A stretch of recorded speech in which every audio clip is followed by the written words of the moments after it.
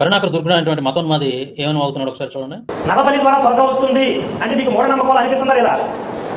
ఏదో ఆధునిక మతంలో కనిపిస్తున్నారు. క్రైస్తవ మతం అదే చెప్తాం. మరి మాది ఆధునిక యుగం, ఆధునిక మతం, మాది తెల్లవాళ్ళు నమ్మే మతం, అమెరికా వాళ్ళు నమ్మే మతం అని చెప్తున్నారు కదా. వాళ్ళ మత సిద్ధాంతం ఏంటంటే స్త్రీ సంయోగం ఎరగని యేసుని అంటే బ్రహ్మచారి పురుషుడిని బలిస్తే ఆ నరబలి ద్వారా మనం స్వర్గానికి పోతామని అదే చెప్తున్నారు వాళ్ళు.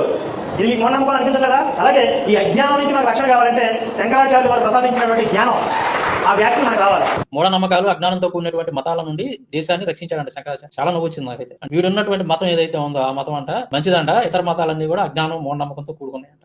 నేను మచ్చు కొన్ని ఉదాహరణలు చూపిస్తాను. అదే కరుణాకర్గా బేవర్సనాయాల ఏది మూఢనమ్మకాలు అజ్ఞానంతో కూడినటువంటి మతాలు ఏంటి అనేది నేను ఒకసారి చూపిస్తాను. చూడ మీ గ్రంథాల నుంచి చూపిస్తాను. చూడు ఒకసారి స్క్రీన్ మీద పెడుతున్నా చూడండి. అగ్నిపురాణం పూర్వభాగం 133వ అధ్యాయం 12-15 శ్లోకాలు కనుక మనం చూస్తే ఇక్కడ యుద్ధంలో శత్రుసేనల ఎదుట పై మంత్రమును 108 పర్యాయములు జపించాలి. తర్వాత డమరుకముతో శబ్దము చేయగా శత్రువుల ఆయుధములు విడిచి పారిపోవును. యుద్ధంలో శత్రుసేన ఎదుట మంత్రాలు చదవాలంట. ఇప్పుడు యుద్ధానికి వెళ్ళినప్పుడు ఆ శత్రువులు ఎదుట నిలబడి 108 సార్లు లాంటిది ఇక్కడ ఉంది చూడండి మంత్రం. ఈ మంత్రాలంట 108 సార్లు చదివితే వాళ్ళ దెబ్బకి అక్కడ ఆయుధాలు వదిలిపెట్టి పారిపోతారంట. మరి కరుణాకర్గా మరి ఈ గ్రంథాల్లో రాసిందే కనుక నిజమైతే, ఇది మూఢనమ్మకమే కనుక కాకపోతే, మరి ముస్లిమ్స్ కానీ తర్వాత బ్రిటిష్ వాళ్ళు కానీ మన దేశం మీదకి దండెత్తి వచ్చేటప్పుడు మరి వాళ్ళ ముందు వెళ్ళి మీరు యుద్ధం చేసి మరి మీ బ్రాహ్మణులు ఈ గ్రంథాలు ఈ శాస్త్రాలు రాసిన వాళ్ళంతా కలిసి మీ గురువులు పీఠాధిపతులు మఠాధిపతులు అందరూ వెళ్ళి వాళ్ళ ముందు నిలబడి ఇదిగో ఈ మంత్రాలు చదివి మరి వాళ్ళందరినీ అక్కడ నుంచి పారిపోయేటట్టు చేయొచ్చు కదా, మీరు వాళ్ళని జయించవచ్చు కదా.